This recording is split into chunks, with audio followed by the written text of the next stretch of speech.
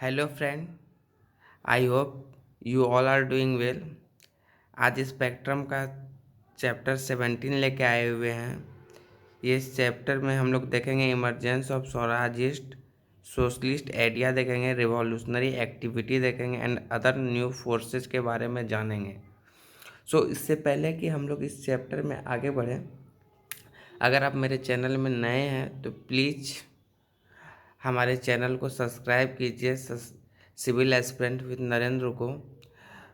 और अगर आप मेरे वीडियो अगर आपको अच्छे लगते होंगे तो प्लीज़ लाइक कीजिए और अपने फ्रेंडों के साथ शेयर कीजिए। चलिए देखते हैं इस चैप्टर में क्या है। Let's start.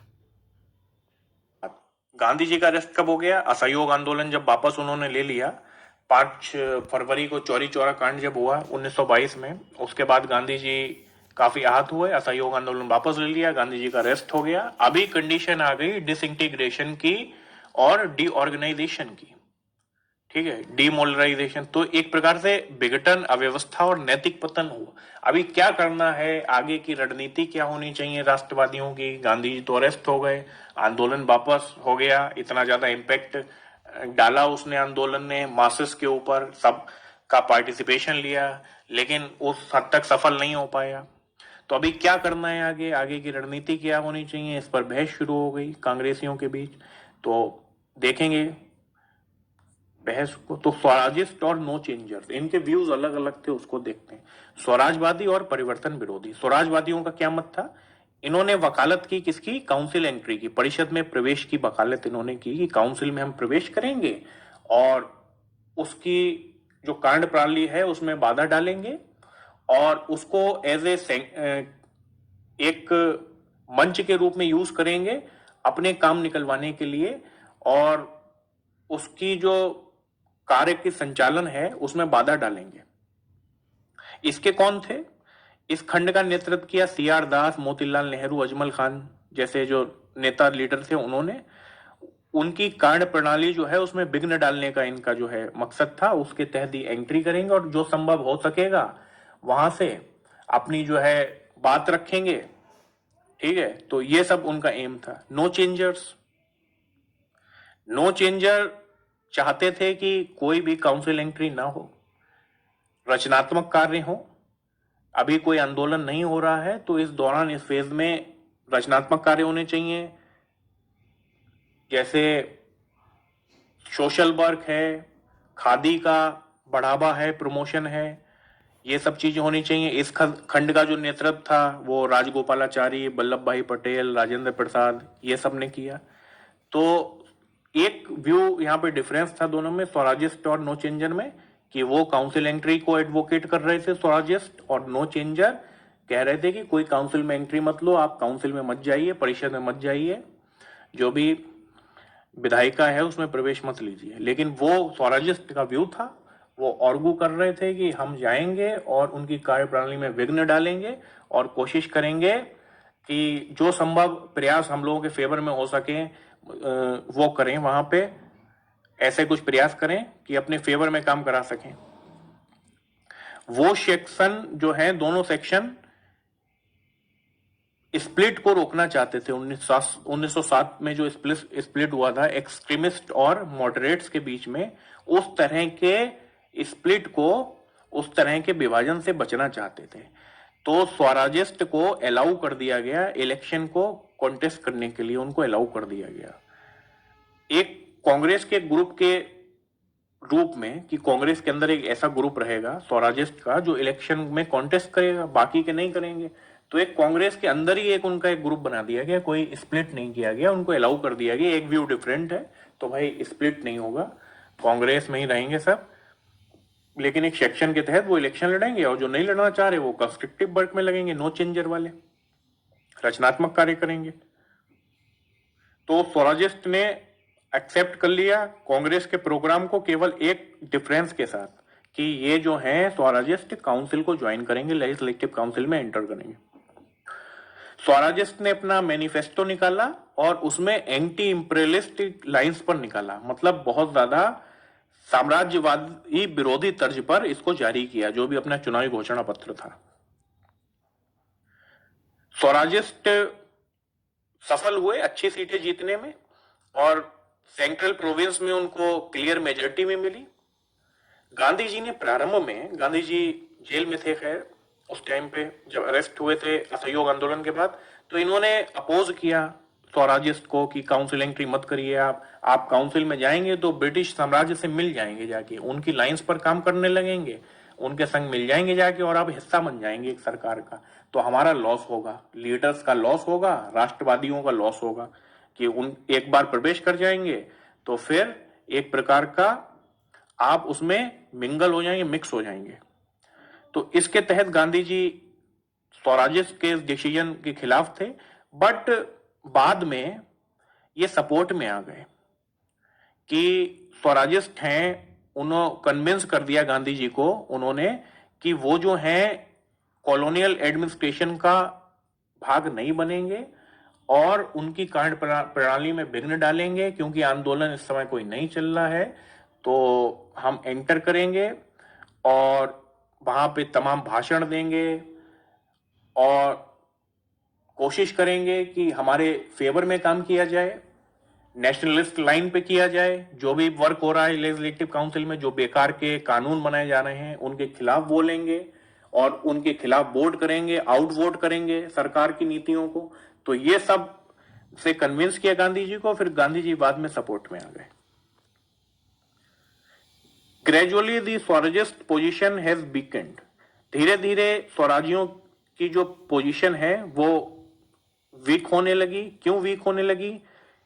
कम्युनल राइट होने लगे, दोनों में जो स्वराजिस्ट थे जितने भी ग्रुप के, उनमें आपस में जो था स्प्लिट होने लगा विचारों का।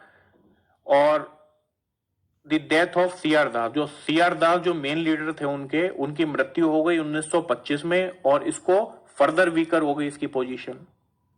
दी Swarajist lost the support of many Muslim, तो जैसे कम्युनल राइट बहुत फैल रहे थे उस टाइम, इसमें मुस्लिम भी थे स्वराजियों में, हिंदू भी थे, दोनों थे स्वराजियों के ग्रुप में। तो अभी एक प्रकार की असहयोग आंदोलन तक तो बहुत ज्यादा यूनिटी थी, अभी फिर दूरियां बढ़ने लगी, हिंदू मुस्लिम कम्युनल राइट फैलने लगे, तो इससे जो था एक स्प्लिट भी हो गया। मतलब एक प्रकार की दूरियां जब बढ़ने लगी तो फिर मुस्लिम भी अलग होने लगे, तो मुस्लिम का सपोर्ट इनको मिलना बंद हो गया स्वराजिस्ट को, काफी मुस्लिम थे इसमें इनके ग्रुप में। फिर पार्टी स्प्लिट हो गई दो सेक्शन में, एक सेक्शन जो था लेजिस्लेचर से बाहर आ गया और एक जो था उसने इलेक्शन को लड़ने का फैसला किया फिर से, लेकिन जो सेक्शन इलेक्शन लड़ा था वो अच्छा परफॉर्म नहीं कर पाया। 1930 में जो स्वराजिस्ट थे अल्टीमेटली जितने बचे थे, एक सेक्शन तो पहले ही बाहर आ गया था काउंसिल से, एक सेक्शन बचा था, 1930 में फाइनली वो वापस आ गया वो सेक्शन भी। कब वापस आया? जब लाहौर कांग्रेस रेजोल्यूशन ने पूर्ण स्वराज और पर प्रस्ताव पारित किया और सिविल डिसओबीडियंस मूवमेंट की शुरुआत की, तो 1930 में फाइनली स्वराजिस्ट जो थे काउंसिल से बाहर आ गए। स्वराजियों की उपलब्धियां देख लेते हैं, achievement of Swarajist with the coalition partner. जब ये गए थे तो कोलिशन पार्टनर के साथ इनके जो सहयोगी दल थे उनकी सपोर्ट से इन्होंने गवर्नमेंट को आउटवोट किया कई मुद्दों पर। यही उनका उद्देश्य था एंट्री करने का, कि हर संभव प्रयास करेंगे कि ऐसे कार्य करें जो भारतीयों के हित में हो, और आउटवोट करेंगे नीतियों पर गवर्नमेंट की, उनके विघ्न डालेंगे, उनके एक्ट नहीं पारित होने देंगे। तो ये सब चीजें थी, तो कई मुद्दों पर आउटवोट किया। और even on matters related to budgetary grant, तो जो बजट के मुद्दे थे उन पर भी इन्होंने आउटवोट किया, खिलाफ वोट दिया, एडजर्नमेंट मोशन निकाले, डिलीवर्ड पावरफुल स्पीचेस, शक्तिशाली भाषण दिए, असेंबली काउंसिल में खड़े होकर शक्तिशाली भाषण दिए, नेशनलिस्ट लाइंस पर भाषण दिए, नेशनलिस्ट व्यू के संग भाषण दिए। तो इससे सरकार को कन्वे हो गया मैसेज राष्ट्रवादियों का कि वो पूर्ण सपोर्ट में है सेल्फ गवर्नमेंट की, भारत की, ठीक है ना। और काफी उनमें गुस्सा भरा हुआ है एंटी इंपीरियलिस्ट लाइन पे। वल्लभ भाई Patel was elected the speaker, तो ये इनका अचीवमेंट था। वल्लभ भाई पटेल जो थे सेंट्रल लेजिस्लेटिव के स्पीकर चुने गए 1925 में। इनका योगदान रहा पब्लिक सेफ्टी बिल के डिफीट में, हार में।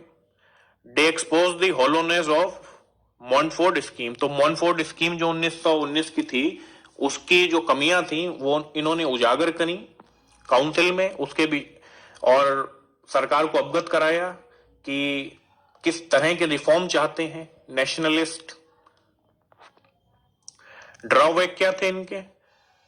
पॉलिसीज जो थी वो लैकिंग थी, मासेस को जोड़ने के लिए नीतियों का अभाव था, बादाबादी रणनीति थी, कोई कंस्ट्रक्टिव आइडियोलॉजी के संग नहीं गए थे कि बस चले गए थे कि हम बाधा डालेंगे उनकी कार्यप्रणाली में। तो ये स्ट्रेटेजी कुछ हद तक सही नहीं थी। They failed to support the peasant.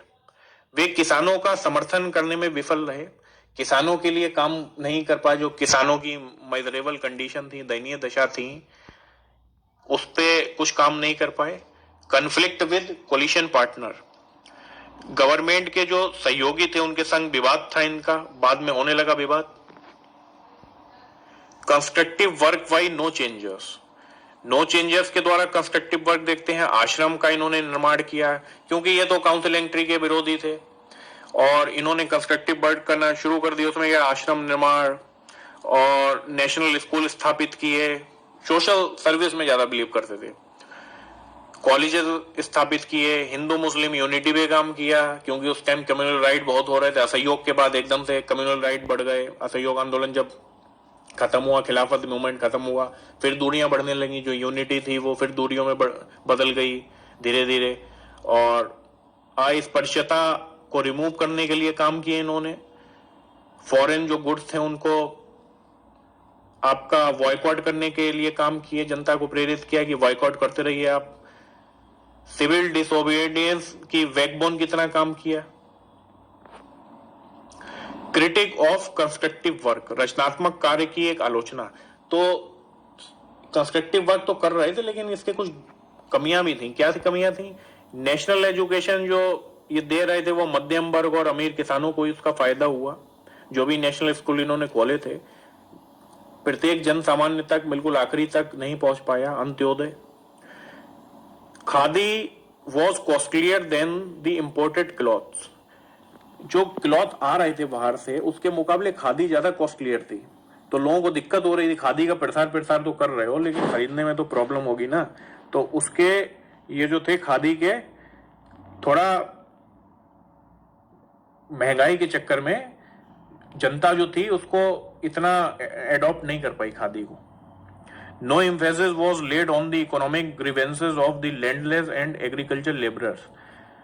तो जो आर्थिक शिकायतें हैं भूमिहीन किसानों की, खेती और मजदूरों की, उनको समाधान नहीं कर पाए। Emergence of new forces. नई शक्तियों का उदय। Spread of Marxist and socialist ideas. जो यंग सेक्शन है सोसाइटी का, वो काफी प्रभावित था मार्क्सवादी विचारों से और सोशलिस्ट आइडियाज से। कांग्रेस के अंदर एक लेफ्ट विंग उभरी, जिसका नेतृत्व जवाहरलाल नेहरू और सुभाष चंद्र बोस ने किया। लेफ्ट विंग का काफी रेडिकल आइडियाज से ये प्रभावित थे। रेडिकल आइडियाज मतलब जो परिवर्तनवादी विचार होते हैं, त्वरित परिवर्तन वाले। गांधी जी के जो पॉलिटिकल आइडियाज थे उससे थोड़ा डिससेटिस्फेक्शन रखते थे ये लोग, उतने ज्यादा प्रभावित नहीं थे। और सोवियत जो क्रांति हुई थी ना, सोवियत रिवॉल्यूशन, यूएसएसआर की क्रांति, रशियन क्रांति 1917, उसका आधार ही सोशलिस्ट आइडियाज था। तो उससे ये लोग बहुत प्रभावित थे। तो इसी वजह से जो थे, इन्होंने एडवोकेट करना स्टार्ट कर दिया। रेडिकल सॉल्यूशन किसके? For the economic, political and social ills of the country. जो क्रांतिकारी समाधान की वकालत शुरू कर दी, जो भी राजनीतिक और सामाजिक और आर्थिक समस्याएं हैं भारत की, उससे निपटाने के लिए, कि सोशलिस्ट आइडिया आप अप्लाई करिए, रेडिकल व्यूज अप्लाई करिए उसमें, उससे समस्या का समाधान करिए, और जो ये आंदोलन चल रहे हैं उसमें भी रेडिकल व्यूज को इंडक्ट करिए। तो ऐसा इनका मानना था जो ये विंग उभरी थी। अच्छा, ये सोशलिज्म और कम्युनिज्म क्या है? तो कम्युनिज्म एक व्यवस्था है, उसमें एक राष्ट्र होता है। अगर वो कम्युनिस्ट राष्ट्र है तो उसके सारे संसाधन जो हैं गवर्नमेंट ओन करेगी, और जो प्रोडक्शन होगा, प्रोडक्शन में जो डिस्ट्रीब्यूशन होगा वो इक्वली होगा, सबको, हर वर्ग को इक्वली होगा। तो ये एक मतलब इक्वलिटी की धारणा में विश्वास रखती है जो कम्युनिस्ट आइडियाज हैं। कैपिटलिज्म का विरोधी है ये। और जो सोशलिस्ट हैं, सोशलिस्ट में भी यही होता है, लेकिन जो कम्युनिज्म है वो थोड़ी एक एडवांस फॉर्म है सोशलिज्म की।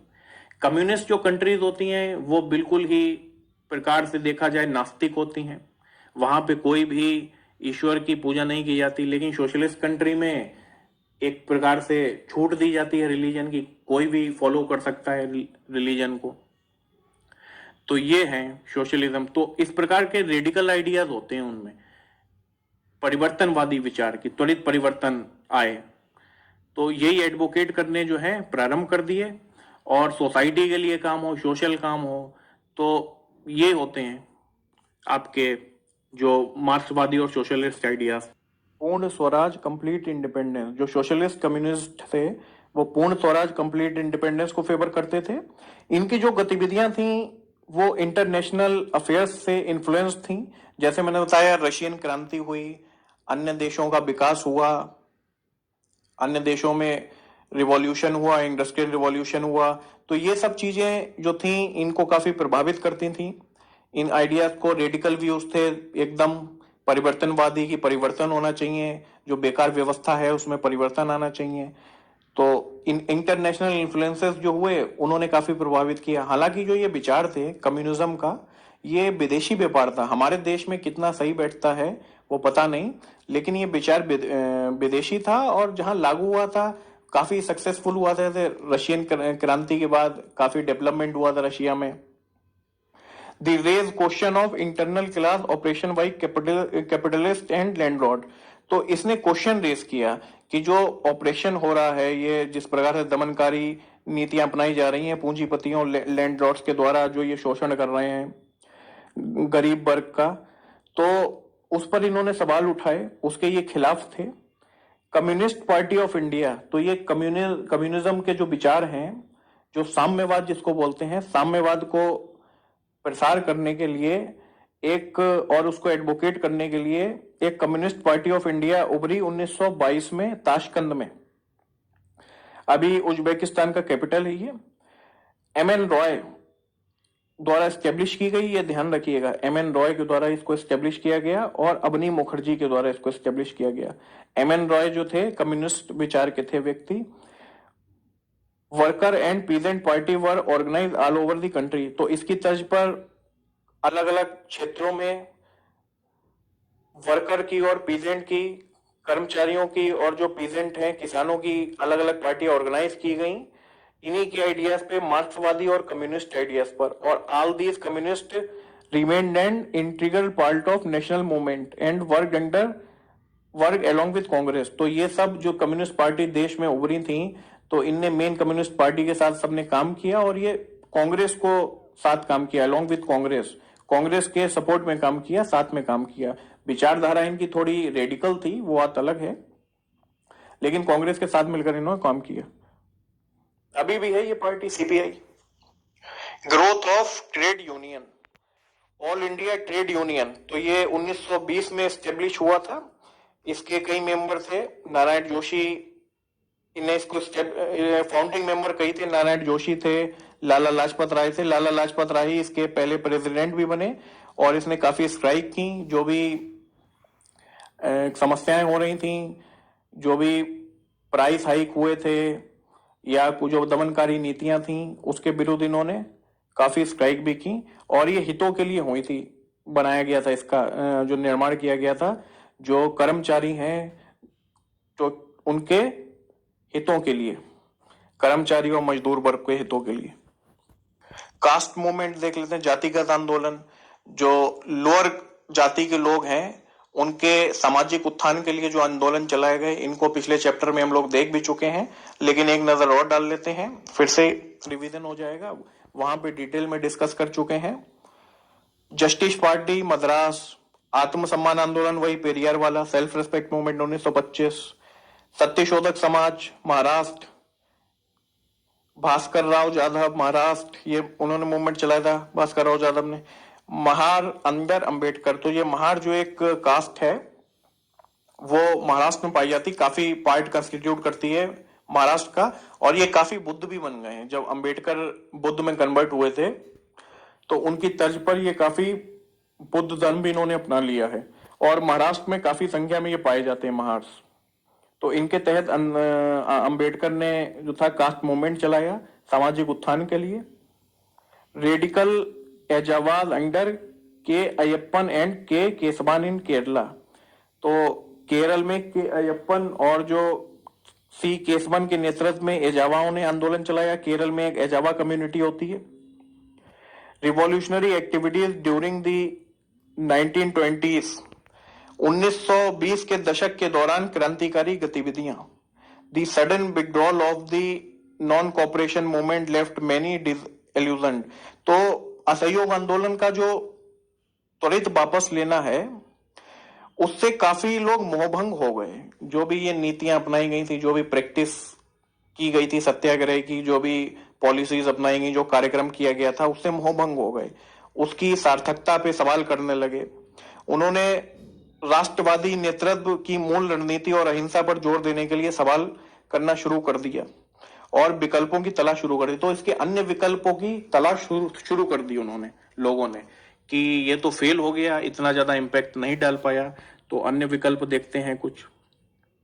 ये जो युवा वर्ग था वो स्वराजवादियों के जो संसदीय कार्य हैं या जो नो चेंजर परिवर्तन विरोधियों के जो रचनात्मक कार्य हैं उनके प्रति इतना आकर्षित नहीं था। वो ये कहता था कि जो नो चेंजर कर रहे हैं वो सही है, कंस्ट्रक्टिव वर्क कर रहे हैं और खादी का विस्तार कर रहे हैं, स्वदेशी चीजों का विस्तार कर रहे हैं।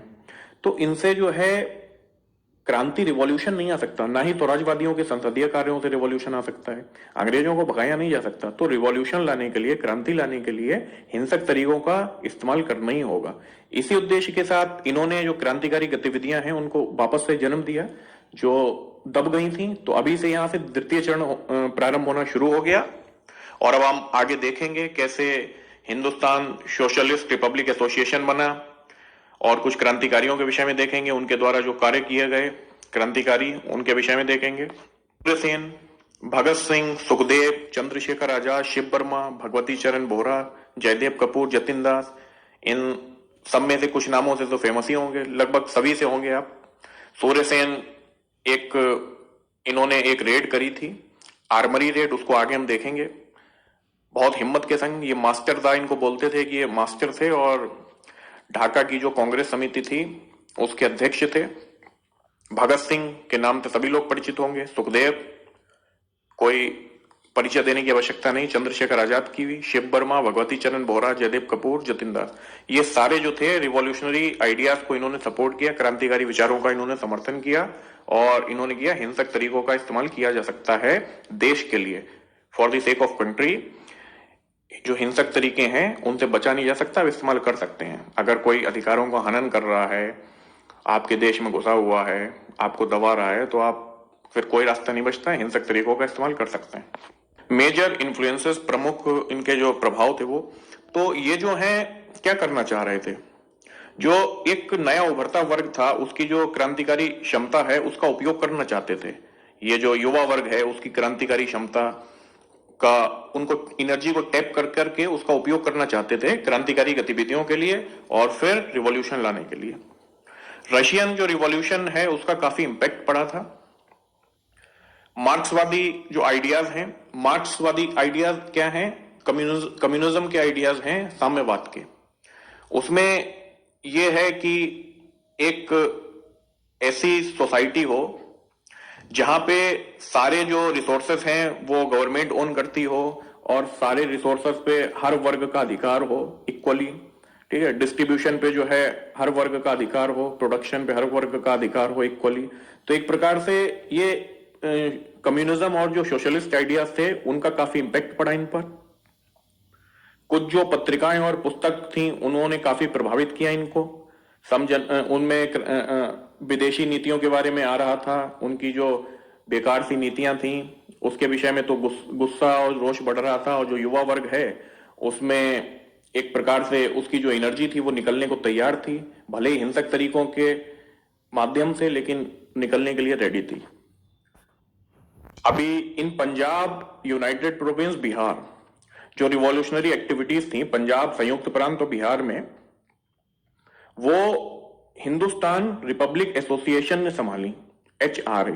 इसका बाद में नाम बदलकर HSRA रख दिया गया था। हिंदुस्तान रिपब्लिक एसोसिएशन था पहले, फिर बाद में हिंदुस्तान सोशलिस्ट रिपब्लिक एसोसिएशन कर दिया गया, देखेंगे बाद में। अभी ये 1924 में बनाया गया था। विस्मिल, जोगेश चंद्र चटर्जी, सचिन सान्याल ने योगदान दिया इसमें, और इनका एम यही था कि overthrow the colonial government with the help of armed revolution. Armed revolution मतलब एक प्रकार से सशस्त्र क्रांति की मदद से औपनिवेशिक सरकार जो है उसको उखाड़ फेंकना, इसको बाहर कर देना। ये फिर चाहते क्या थे? औपनिवेशिक सरकार को खदेड़ने के बाद एक ऐसा हिंदुस्तान चाहते थे जहां पे एक संघीय गणराज्य हो और जिसका मूल सिद्धांत वयस्क मताधिकार हो। तो इनका ये जो था उद्देश्य था कि एक ऐसे भारत का निर्माण करना, फेडरल रिपब्लिक, जहां सबको वोट देने का अधिकार हो, वयस्क मताधिकार। काकोरी रॉबरी, तो जो ये एसोसिएशन था HRA, हिंदुस्तान रिपब्लिक एसोसिएशन, उसी के मेंबर थे। उन्होंने काकोरी जो था रॉबरी का प्लान बनाया अपने फंड करने के लिए। एक तो अंग्रेजी सरकार के धन को लूट कर अपना फंड करने के लिए, जो ये भी क्रांतिकारी गतिविधियां थी। तो उसमें कौन कौन थे? विस्मिल, अशफाकुल्ला खां, शहीद रोशन सिंह और राजेंद्र लाहिरी। तो देखिए, ये विस्मिल, अशफाकुल्ला खां, रोशन सिंह जो थे, एक ये उत्तर प्रदेश का जिला शाहजहांपुर है, तीनों वहां से ताल्लुक रखते हैं। और इसी वजह से शाहजहांपुर को शहीदों की नगरी भी बोला जाता है। और राजेंद्र लाहिरी जो थे वो बंगाल के थे। तो इन चारों ने प्लान बनाया और रॉबरी का। फिर इनको बाद में उसी केस के तहत, काकोरी रॉबरी केस के तहत, इनको फांसी दे दी गई और कई जो शामिल थे वो उनको जेल भेज दिया गया, इम्प्रिजन कर दिया गया।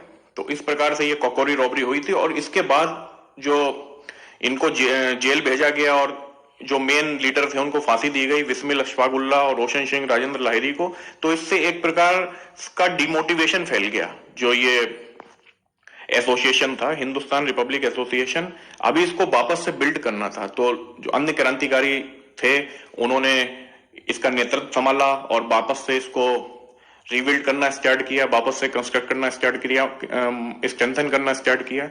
फिर इसका नाम बदलकर तभी इसे इसमें क्या जोड़ा गया? सोशलिस्ट और जोड़ा गया, हिंदुस्तान सोशलिस्ट रिपब्लिक एसोसिएशन। तो HSRA determined to overcome the Kakori setback. तो जो काकोरी का झटका लगा था उससे वापस उबरने के लिए युवा क्रांतिकारियों ने वापस से संकल्प लिया कि इसको संगठित करेंगे। और फिर हिंदुस्तान रिपब्लिक एसोसिएशन को हिंदुस्तान सोशलिस्ट रिपब्लिक एसोसिएशन रख दिया गया उसका नाम, और फिर से वापस से उसको स्ट्रेंथन किया गया। अभी इसके पार्टिसिपेंट कौन थे? इनमें कौन नेता उभरे, लीडर कौन उभरे? भगत सिंह, सुखदेव और भगवती चरण बोहरा पंजाब से, विजय कुमार सिन्हा, शिव वर्मा, जयदेव कपूर यूनाइटेड प्रोविंस से। तो ये सब ने मिलकर इसको वापस से संगठित किया। Saunders murder. सॉन्डर्स कौन था? लाला लाजपत राय जो साइमन कमीशन का विरोध कर रहे थे, तो उन पर जो लाठीचार्ज हुआ था उसका आदेश सॉन्डर्स ने दिया था। तो उससे ये जो थे क्रांतिकारी वर्ग गुस्सा था। तो भगत सिंह, आजाद और राजगुरु ने सॉन्डर्स की हत्या कर दी। ठीक है, जो लाला लाजपत राय को लाठी चार्ज लाला लाजपत राय पर किया गया था, उनके सीने पर काफी चोट आई थी और उनकी मृत्यु हो गई थी। तो वो लाठी चार्ज का आदेश सॉन्डर्स ने दिया था। तो उसी वजह से क्रांतिकारी गुस्सा थे, भगत सिंह, आजाद, राजगुरु ने सॉन्डर्स को मार दिया। Bomb in central legislative assembly, ये अप्रैल 1929 की घटना है। भगत सिंह बटुकेश्वर दत्त ने इसका ब्यौरा संभाला था। ये किस विरोध में किया गया था? पब्लिक सेफ्टी बिल और ट्रेड डिस्प्यूट बिल जो थे उनके विरोध में। इसका जो उद्देश्य था वो किसी को मारना नहीं था, एक ऐसी जगह पे बम फेंकना था जहां पे किसी को भी नुकसान ना हो, और अपना ये डीफियर इसका उद्देश्य था। डीफियर का मतलब क्या है? अपनी आवाज पहुंचाना, बधिरों तक आवाज पहुंचाना। जो सरकार जो है कान बंद करे बैठी है, तो उन तक आवाज पहुंचाना कि हम जो क्रांतिकारी हैं उनमें राष्ट्रवाद कूट कूट कूट के भरा हुआ है, और आगे वाले समय में आप जो है अगर बातें नहीं मानेंगे, भारत देश को नहीं छोड़ेंगे, तो आगे बहुत ज्यादा क्रांतियां होंगी। तो इस तरीके का इनका उद्देश्य था। और एक उद्देश्य यह था कि बम फेंकेंगे, इनको अरेस्ट किया जाएगा, युवा क्रांतिकारियों को। अभी जब ये अरेस्ट होंगे, इनकी जो पूरी प्रोसीडिंग होगी, जो केस की पूरी हियरिंग होगी, सब कुछ होगा, वो दिन प्रतिदिन अखबारों में छपा करेगी, अखबार जाया करेंगे जनों तक, भारत के मासेस तक पहुंचा करेंगे। तो वो लोग अखबार को पढ़कर अवेयर होंगे कि कैसे ये युवा क्रांतिकारी अपने देश के लिए मर मिटने को तैयार हैं। तो ये सब चीजें जो होंगी, तो उनसे जो है मास पार्टिसिपेशन होगा क्रांति के लिए, और मास पार्टिसिपेशन बहुत जरूरी है। तो बाद में क्या हुआ था कि ये जो क्रांतिकारी हैं, इनका व्यू बदलने लगा था। पहले तो इंडिविजुअल हीरोइक एक्शन पे बहुत ज्यादा बिलीव करते थे कि इंडिविजुअल हीरोइक एक्शन, व्यक्तिगत अगर हम जो है कुर्बानी देंगे तो उससे, व्यक्तिगत हीरोइक एक्शन दिखाएंगे तो उससे जो है बहुत ज्यादा इंपैक्ट पड़ेगा। फिर इनका ये व्यू आ गया कि मास को पार्टिसिपेट करना होगा, जो आमजन है उसको पार्टिसिपेट करना होगा क्रांति के लिए। और क्रांति का उद्देश्य इनका बदल गया था। ये बोल रहे थे कि अभी हिंसा क्रांति नहीं है, क्रांति है एक परिवर्तन लाना, उद्देश्य है। तो उसके उसके लिए जो हम एज ए टूल के रूप में हिंसा यूज कर रहे हैं, लेकिन क्रांति एक्चुअल में परिवर्तन लाना है, उसको आगे देखेंगे हम। जो एक वापस से रीथिंकिंग हुई थी, तो भगत सिंह का उद्देश्य यहां पर यही था कि मास पार्टिसिपेशन को लाने का क्रांति के जन आंदोलन में, ठीक है ना। भगत सिंह, सुखदेव एंड राजगुरु, तो ये तीन जो थे, भगत सिंह, सुखदेव, राजगुरु, इनको लाहौर कॉन्स्पिरेसी केस के तहत फांसी दे दी गई 23 मार्च 1931 को। आजाद जो थे, वायसराय इरविन की जो ट्रेन को उड़ाने का जो प्रयास किया था, उसके दोषी पाए गए, और आजाद को पुलिस एनकाउंटर में उनकी मृत्यु हो गई 1931 में। अनुशीलन ग्रुप, युगांतर ग्रुप, बंगाल में अनुशीलन ग्रुप चला रहा था, युगांतर ग्रुप चल रहा था। कलकत्ता पुलिस आयुक्त की हत्या का प्रयास किया गया 1924 में। तो ये बंगाल के जो है, हम रिवॉल्यूशनरी एक्टिविटीज देख लेते हैं। अनुशीलन और युगांतर ग्रुप उधर एक्टिव था। Attempt on the life of Calcutta police commissioner, Calcutta police आयुक्त की हत्या का प्रयास। चिटगांव आर्मरी रेड, जो वही मैंने अभी स्टार्टिंग में बताया भी था आपको जब क्रांतिकारी आंदोलन पढ़ रहे थे। सूर्यसेन, तो सूर्यसेन एक मास्टर थे, वो कांग्रेस के अध्यक्ष भी थे, जो चटगांव में कांग्रेस थी, उसके अध्यक्ष भी थे ये। इन्होंने क्या किया कि 65 जो एक्टिविस्ट थे, 65 कार्यकर्ता थे, उनको लेकर के एक रेड की। किसके अंडर में, किसके बैनर तले? इंडियन रिपब्लिकन आर्मी के बैनर तले रेड की, और चटगांव की जो आर्मरी थी उस पर रेड डाल दी। और रेड ये काफी सक्सेसफुल रही थी, इन्होंने झंडा भी वहां पे फहरा दिया था, ठीक है ना। लेकिन फिर बाद में इनको पकड़ लिया गया और फांसी दे दी गई। तो ये एक बहुत ही ज्यादा वेलियंट एक्टिविटी करी थी इन्होंने, बहुत ज्यादा बहादुरता का काम किया था कि केवल 65 लोगों के साथ पूरा आर्मरी पर कब्जा कर लिया, झंडा फहराए रखा काफी दिनों तक वहां पर। तो ये एक बहुत ही वेलियंट वर्क था ये। Government brought several repression.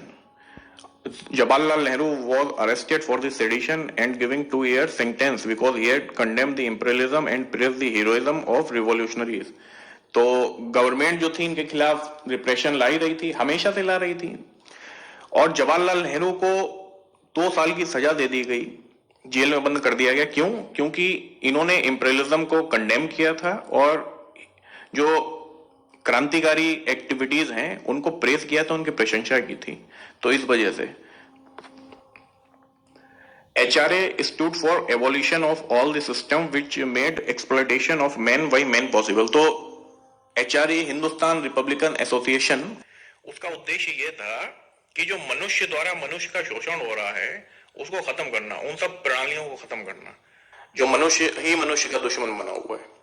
तो ये इनका व्यू था। अब भले ही वो इंपीरियलिज्म था, विदेशी थे, लेकिन वो भी मनुष्य थे, इंडियंस भी मनुष्य थे। तो एक मनुष्य ही दूसरे मनुष्य का जो है विरोधी बना हुआ है, उनकी नीतियां, तो इनके ये खिलाफ थे, ये व्यू था उनका। तो इसको खत्म करना है, इसको क्रांति उन्होंने रिप्रेजेंट किया कि ऐसा एक समाज बनाना जहां पे सब सद्भाव से रहें और ये मनुष्य के द्वारा शोषण ना हो। Bhagat Singh and his comrades also realized that a revolution meant organization and development of mass movement। तो जैसा मैंने पहले बताया था आपको जब हम लोगों ने सेंट्रल एयर रिएक्टर में बम फेंका गया, वहां पे मैंने बताया था आपको कि बाद में उनका उद्देश्य बदल गया था। इन्होंने ये रियलाइज किया कि रिवॉल्यूशन का मतलब है एक प्रकार का organisation and development of mass movement. एक क्रांति का मतलब संगठन और एक जन आंदोलन का विकास करना था। तो जन आंदोलन का विकास करना था और तभी इन्होंने अपने प्राणों का न्यौछावर कर दिया। क्यों कर दिया? क्योंकि सब लोग देखेंगे और मास तक संदेश जाएगा कि ये देखिए कि कैसे एक युवा कुर्बान हो सकता है अपने देश के लिए। तो सब लोग कुछ ना कुछ कंट्रीब्यूट तो कर सकते हैं राष्ट्रवाद के लिए और एंटी इंपीरियलिज्म के लिए। तो यही इनका उद्देश्य था। Revolutionary use individual heroic action as a tool. तो एज ए टूल इन्होंने यूज किया इंडिविजुअल हीरोइक एक्शन को to attract masses. They sacrifice their life to encourage people toward nationalism. तो अपनी लाइफ इन्होंने सेक्रीफाइस कर दी। इनको पता था, भगत सिंह को भी पता था कि मैं बम फेंक दूंगा या सॉन्डर्स की हत्या कर देंगे या सब कुछ कर देंगे तो उनसे जो है कुछ विशेष फायदा नहीं होगा। हीरोइक जो एक्शन कर रहे हैं ये इंडिविजुअल, लेकिन इससे बहुत ज्यादा बढ़ावा मिलेगा। अपने प्राण जब न्यौछावर करेंगे, इस तरह की गतिविधियां करेंगे तो और लोगों का सपोर्ट मिलेगा। अब जब पूरा सपोर्ट मिलने लगेगा टोटल, तो फिर ये इसका बहुत ज्यादा इंपैक्ट होगा। तो ये जन भागीदारी में फिर विश्वास बहुत ज्यादा करने लगे थे।